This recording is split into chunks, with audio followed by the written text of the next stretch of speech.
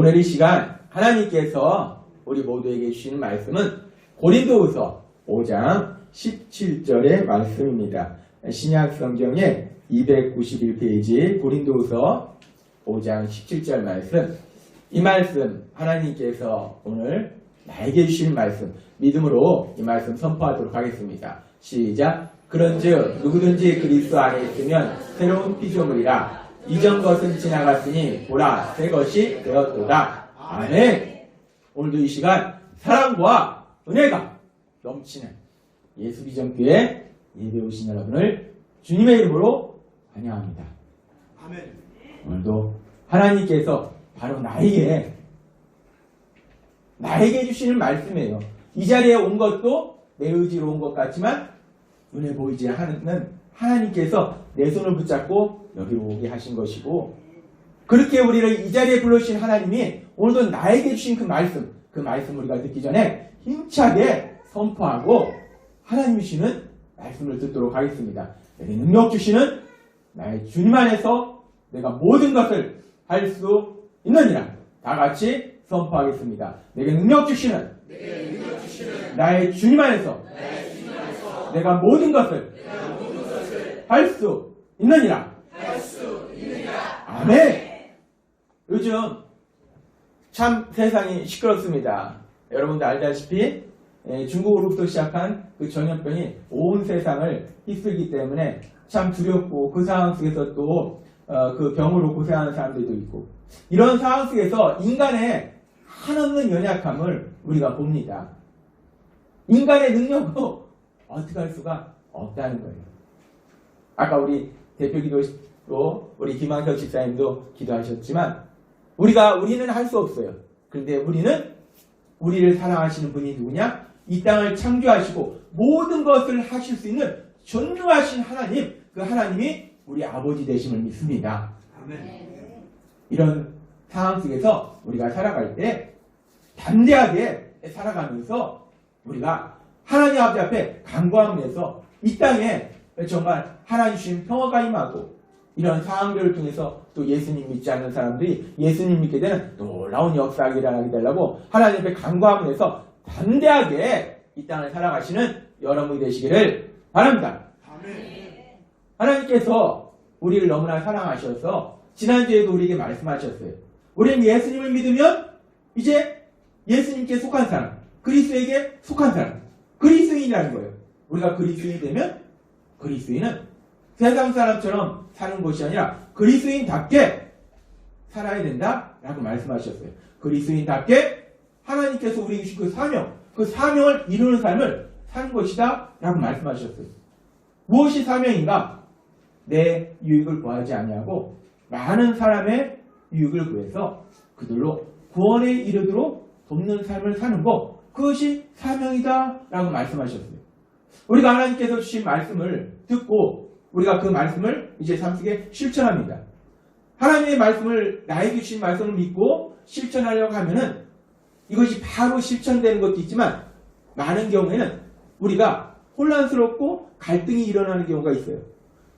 하나님이 우리에게 내 유익을 구하지 말고 많은 사람의 유익을 구하라, 다른 사람의 유익을 구하라 라고 말씀하셨어요. 그러면 이제 말씀을 듣고 우리가 월요일부터 세상을 살아가면서 내가 하는 일을 통해서, 여러 가지 일을 통해서 내 유익을 구하지 아니하고 다른 사람의 유익을 구한다. 그래, 그렇게 살아야지 라고 사는데, 하면서 봐, 내 유익을 구하지 아니하고 다른 사람의 유익을 구하는 것은 구체적으로 그럼 어떻게 사는 거지? 막상 그렇게 살려고 하면은 우리 안에 의문이 생깁니다. 하면서 이런 상황 속에서 내가 구체적으로 어떻게 하는 것이 내 유익을 구하지 아니하고 다른 사람의 유익을 구하는 거지? 라는 의문이 생깁니다. 그런 의문 속에서 우리에게 드는 생각이, 내 유익을 구하지 말고 다른 사람의 유익을 구하라고 하셨으니까, 그러면은 우리가 세상 가운데 살아갈 때 다른 사람들한테 다 좋은 거 주니까 우리는 무조건 손해를 보는 삶을 살라는 말씀인가? 나의 유익은 전혀 안 구하고 다른 사람만 좋게 하는 거니까 그 말씀은 그리스도인은 세상을 살아가면서 무조건 손해를 보라는 말씀인가? 예를 들어서 사업을 한다고 하면은 내 유익을 구하지 않냐고 다른 사람의 유익을 구하라고 했으니까 가능하면 다른 사람들한테 더 큰 이익을 주도록 하라는 말씀이에요. 그럼 내가 뭔가를 팔 때 이 물건을 다른 사람한테 더 큰 이익을 주려면 어떻게 하냐? 원가 이하에 팔아가지고 다른 사람한테 더 큰 이익을 주라는 말씀인가? 그렇게 손해를 보면서 이 사업을 하는데 나도 이런 사업하고 비싼 사업을 하고 있을 때 좋은 사업 기회가 있는 거예요. 그러면은 내 유익을 구하지 말고 다른 사람의 유익을 구하라고 했으니까 그 사업에 그것을 내가 하지 않고 경쟁업체에 할 수 있도록 도와주라는 말씀인가? 내가 직장생활을 하면은 내 유익을 구하지 말고 다른 사람의 유익을 구하라고 했으니까 월급 아무튼 깎아주세요. 더 적게 주세요. 월급은 아무튼 회사에서 제일 조금 받고 일은 새벽부터 밤늦게까지 제일 많이 해가지고 회사에 더 큰 이익을 주라는 말씀인가? 나의 유익을 구하지 말고 다른 사람의 유익을 구하라는 말씀이 세상을 살아가면서 우리가 무조건 우리는 손해를 보라는 말씀으로 우리가 받아들이면 그러면 우리 삶이 어떻게 되겠습니까? 예수님 믿고 시간이 지날수록 손해를 계속 보니까 우리가 가진 돈은 다 까먹고 그 다음에 늘어나는 게 있어요. 뭐가 늘어나요? 마이너스 통장에 마이너스만 늘어납니다. 은행비만 늘어나요. 그럼 그리스도인들은 열심히 예수님을 믿으면 이제 죽을 때 되면은 빚만 막 산더미처럼 그렇게 생기게 되는가?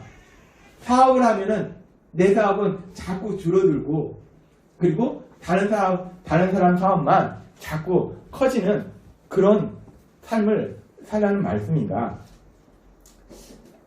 이 나의 이익을 구하지 않고 다른 사람의 이익을 구한다는 것이 무엇인가? 무조건 손해보려는 말씀인가? 하나님께서는 하나님을 믿고 그렇게 하나님의 말씀대로 사는 사람들의 삶 속에 어떤 일이 일어나는지 성경에 많은 말씀들을 주시는데 그 많은 말씀 중에서 대표적으로 두 개의 말씀을 보도록 하겠습니다. 잠언 10장 22절의 말씀을 보도록 하겠습니다. 함께 읽겠습니다. 시작. 여호와께서 복을 주심으로 사람으로 구하게 하시고 근심을 겸하여 주지 아니하시니라.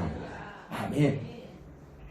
여호와께서 복을 주심으로 사람으로 가난하게 하시고 라고 말씀하시지 않고 우리에게 소망이 됩니다. 사람으로 구하게 하시고 예수님을 믿었던 하나님을 믿었던 우리가 초대 그 믿음의 조상 아브라함 그 자손들 다 부자로 살았습니다.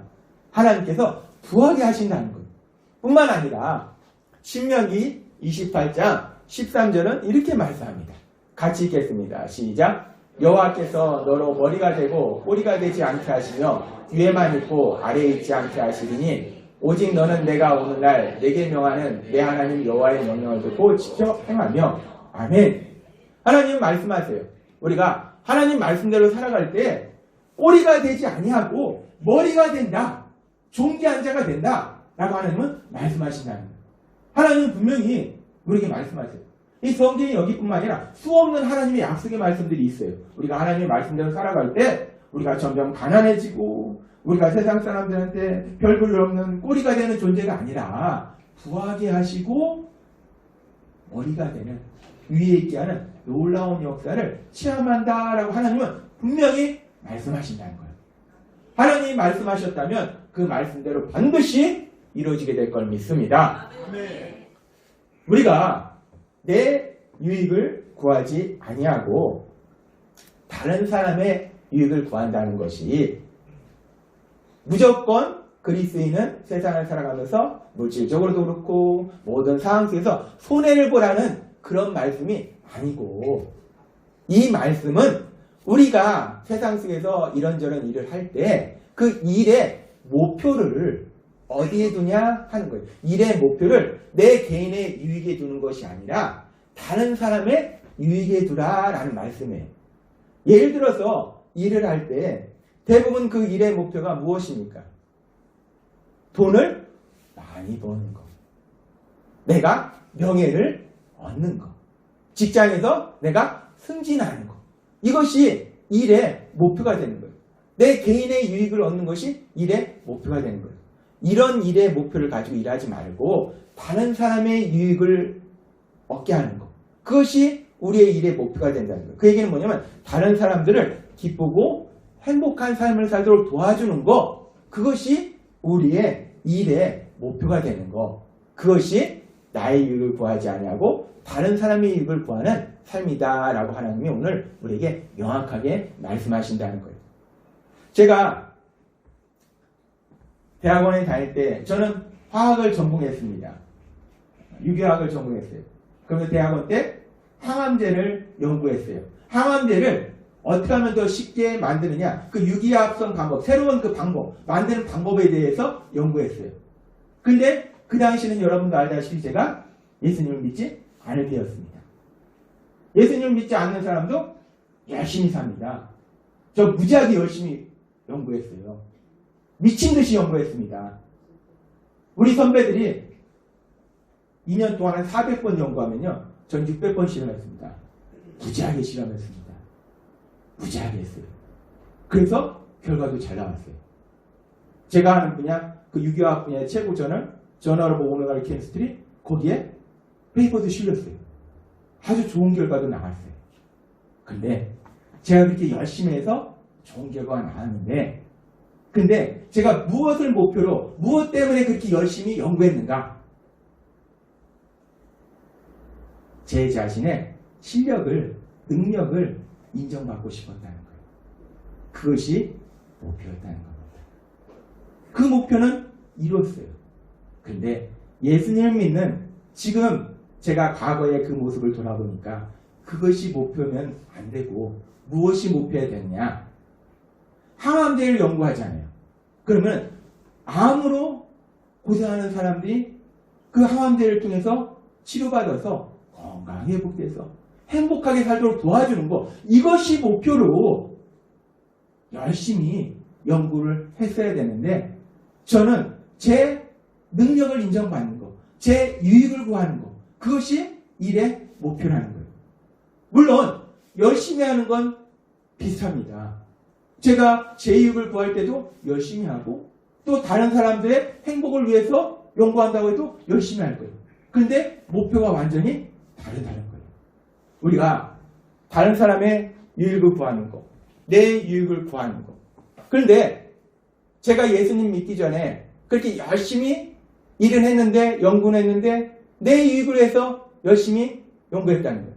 그런데 제가 예수님 믿고 이제 지금 세상을 가만히 보니까 세상에는 여전히 정말 열심히 성실하게 살아가는 사람들 많습니다.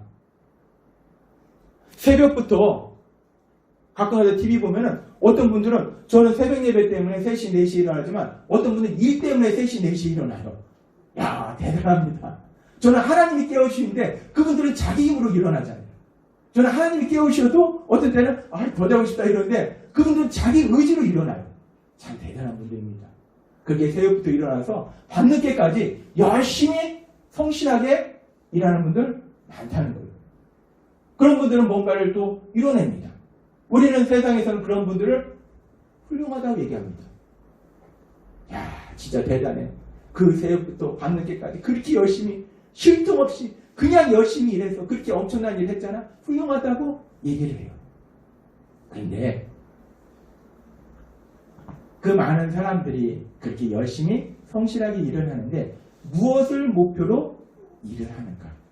무엇을 목표로 그렇게 열심히 생활하는가? 대부분은 결국은 내 유익이라는 거예요. 내 유익을 위해서 그렇게 열심히 일을 한다는 겁니다. 그렇게 사람들이 결국은 자기 유익을 위해서 열심히 일을 하는데 우리 예수님 믿는 우리들도 정말 성실하게 열심히 생활합니다. 그러면 오늘 이 시간 다시 한번 하나님께서 우리에게 물으시면 너는 왜 그렇게 열심히 왜 이렇게 성실하게 일을 하냐? 라고 하나님이 우리한테 물으시면 그 목표가 뭐라고 우리가 말할 수 있을까요?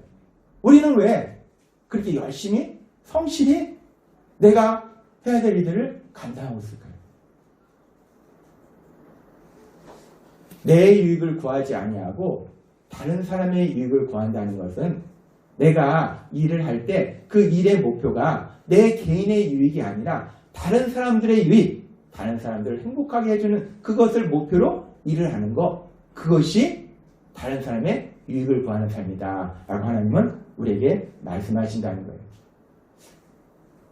이 김동호 목사님이 목회하시던 교회 성도님 중에서 이 김천에서 설렁탕 집을 운영하시던 집사님이 계셨다고 합니다.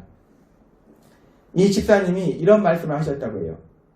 저는 설렁탕 장사에 불과하지만 설렁탕 한 그릇을 끓여도 예수님을 대접하는 마음으로 끓입니다. 설렁탕 장사예요. 음식 장사예요. 세상에서 존경하는 엄청난 거 아닙니다. 그냥 설렁탕 장사예요. 음식 장사하는 거예요. 세상 말로 장사꾼입니다.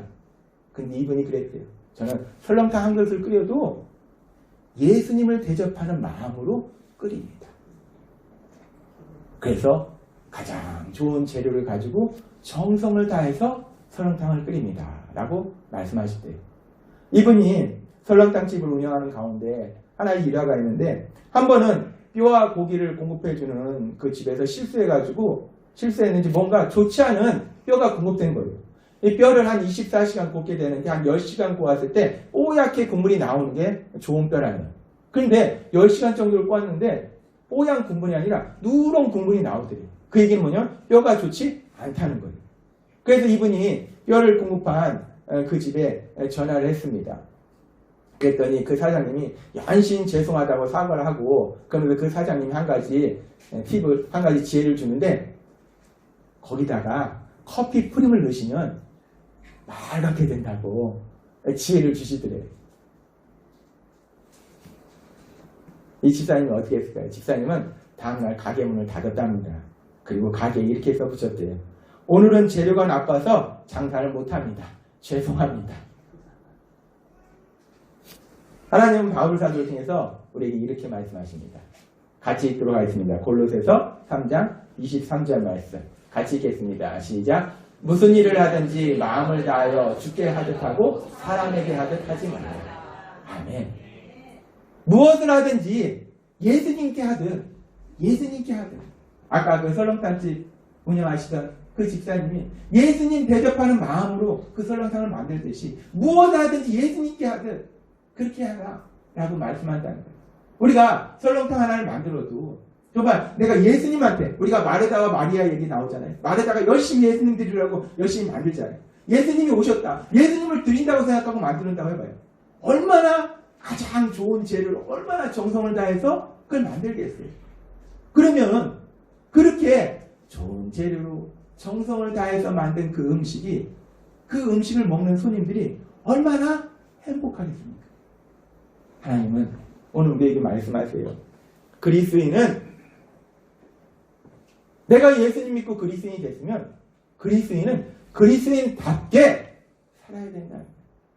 그리스도인이 세상처럼 사는 것이 아니라 그리스도인은 그리스도인답게 내 유익을 구하지 아니하고 다른 사람의 유익을 구하는 내가 하는 일의 목표가 내 개인적인 유익이 아니라 다른 사람을 행복하게 해주는 그 목표로 살아가는 것, 그것이 그리스도인이다 라고 하나님은 우리에게 말씀하신다는 거예요.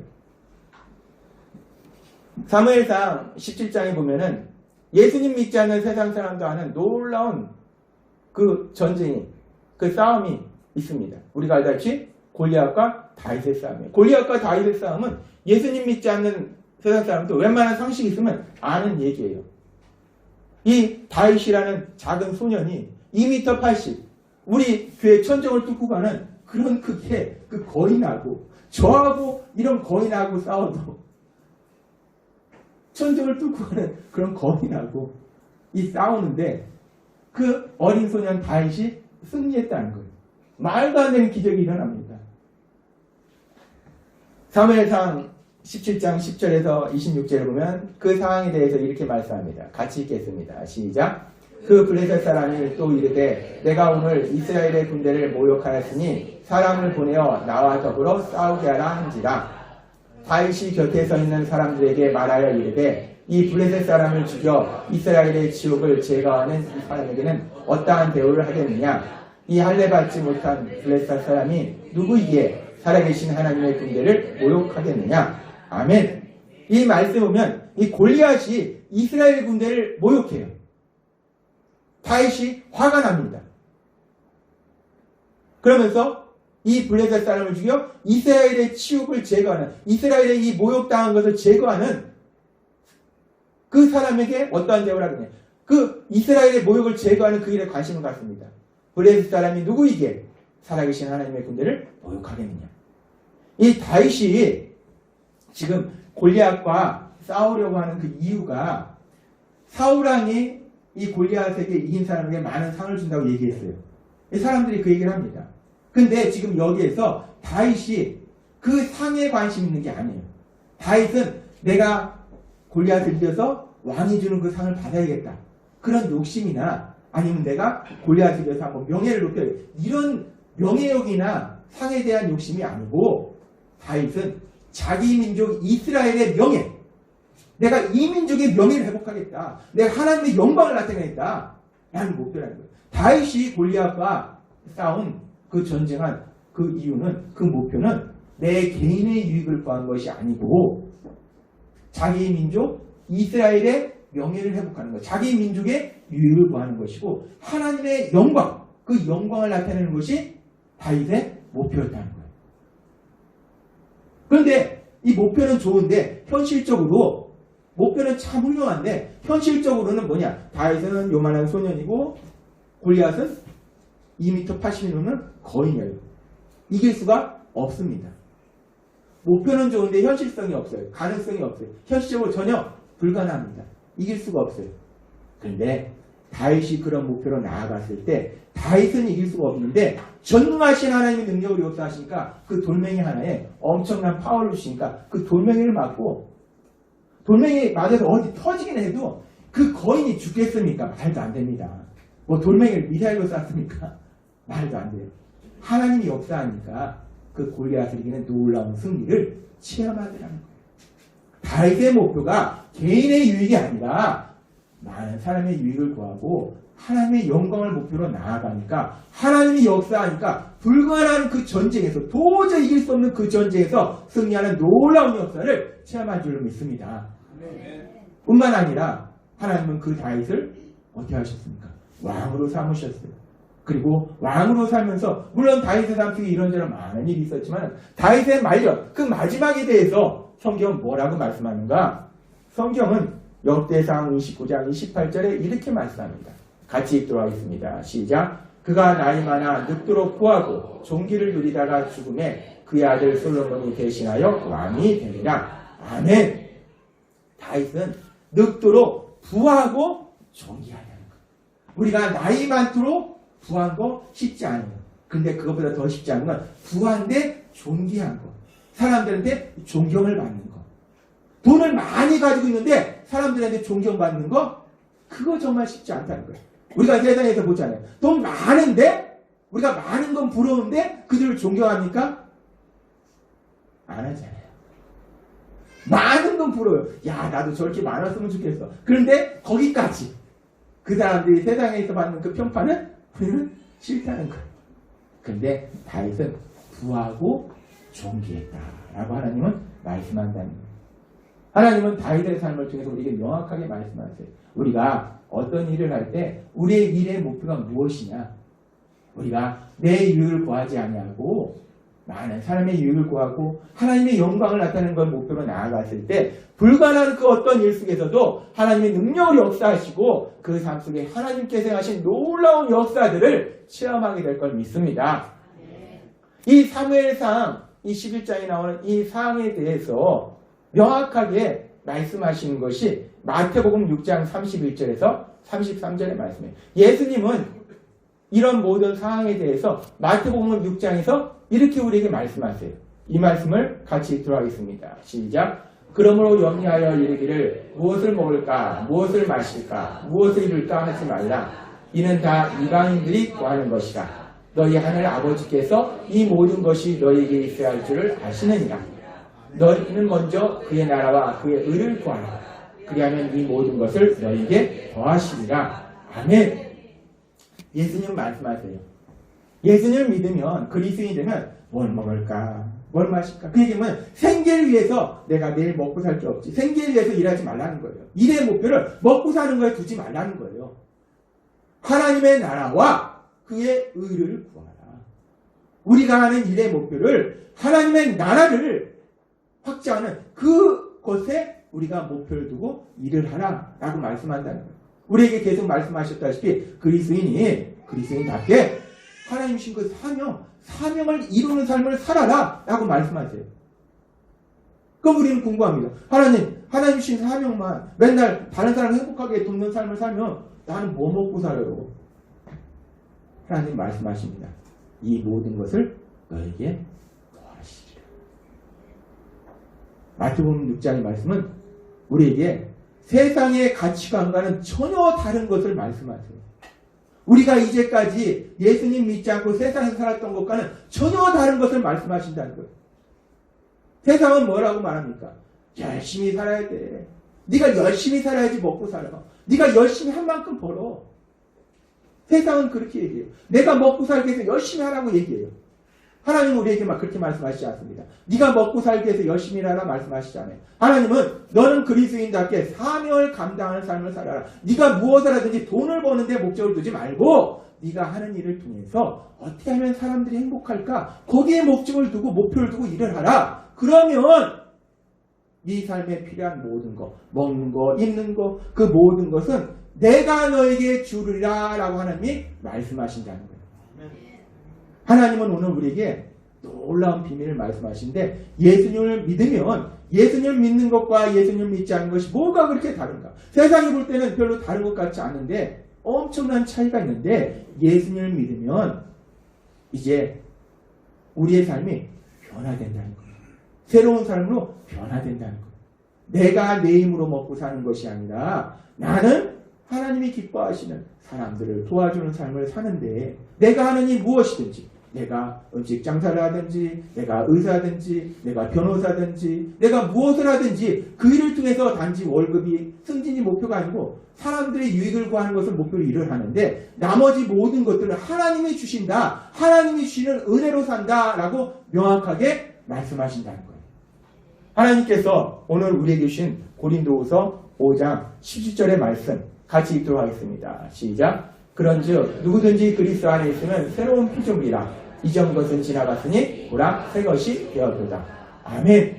그래서 하나님께서 바울 사도를 통해서 고린도후서 5장 17절에 이 말씀을 하신 거예요. 누구든지 그리스도 안에 있으면 누구든지 부자든지 가난하든지 많이 배웠든지 못 배웠든지 상관없다는 거예요. 남자든지 여자든지 상관없다는 거예요. 누구든지 그리스도 안에 있으면 예수님을 믿으면 내가 내 욕심대로 살았다는 것을 내가 그것이 죄인임을 회개하고 예수님을 나의 구주로 믿으면 그러면 새로운 피조물이 된다는 거예요.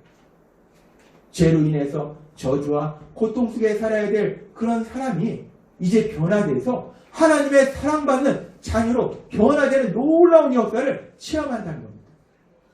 그러면서 지금 이 말씀 속에서 새로운 피조물이 된다. 새로운 존재가 된다. 이 말씀은 또 다른 의미를 우리에게 주시는데 내가 새로운 존재가 된다는 것, 죄인에서 하나님의 자녀로 내가 바뀐다는 것은 결국은 내 삶이 바뀐다는 거예요. 새로운 피조물이 된다는 것은 새로운 삶을 살게 된다는 거예요. 그것을 좀 쉽게 이 메시지 성경에서는 고린도후서 5장 17절을 좀 풀어서 이렇게 말씀합니다. 같이 읽겠습니다. 시작. 우리가 바라는 것은 누구든지 메시아와 연합하면 새로운 출발을 할 수 있고 새롭게 창조될 수 있다는 것입니다. 옛삶이 지나가고 새로운 삶이 싹 트는 것입니다. 보십시오. 이 모든 것은 우리와 가족관계를 맺으시고 우리 각자를 부르셔서 서로 가족관계를 맺게 하신 하나님께로부터 옵니다. 하나님께서는 메시아를 통해 이 세상을 그분과 화해시켰고 죄를 용서하심으로 이 세상에 새로운 출발을 하게 하셨습니다. 아멘. 이 새로운 피조물이 된다는 이 표현을 다시 앞으로 넘어가도록 하겠습니다. 이 메시지 성경에는 뭐라고 말씀하냐면 새로운 출발을 할 수 있고 새로운 삶이 싹 트는 것입니다. 새로운 피조물이 된다는 것은 내가 과거에 어떤 삶을 살았든 새롭게 출발한다는 거예요. 내 삶이 과거에 어떤 삶이 됐든 새로운 삶이 된다는 거예요. 내가 그리스도 안에 있으면 누구든지 누구든지 그리스도 안에 있으면 새로운 피조물이라. 누구든지 예수님을 믿으면 새로운 삶이 펼쳐진다는 거예요. 근데 그 새로운 삶은 어떤 삶인가? 예수님 믿기 전에 예전의 삶은 내 힘으로 살던 삶이에요.